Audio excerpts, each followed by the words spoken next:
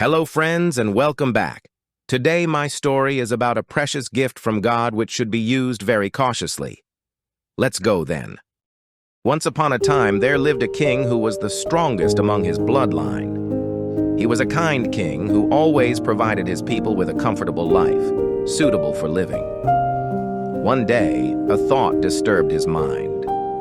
Whenever he was doing work, this thought stopped him. The king called all the scholars of his kingdom and asked them two questions. What is the most precious organ in the human body? And which organ is the most hated one?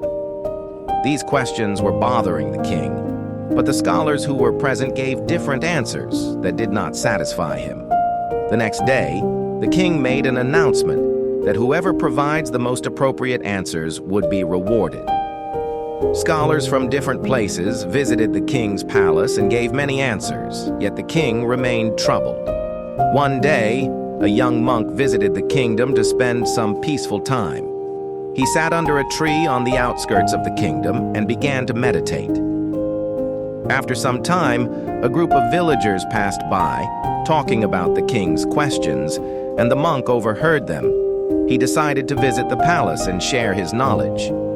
The next morning, he visited the palace and greeted the king. The king was surprised to see a young monk standing before him, but he asked the same questions. The monk smiled and replied, "My lord, the answer to both your questions is the same. It is the tongue." The king was surprised and confused, so he asked the monk to clarify. The monk replied, "My lord, we use the tongue to speak good words, teach our children good manners, and praise someone for their good deeds. At the same time, we can also shatter a person's mental peace with harsh words from our tongue. We can even start a war between people by creating bad and false reviews of them with our words." The king was amazed by the monk's words and satisfied by the answer. He rewarded the monk and lived happily thereafter without any thoughts troubling him. How was the story, friends?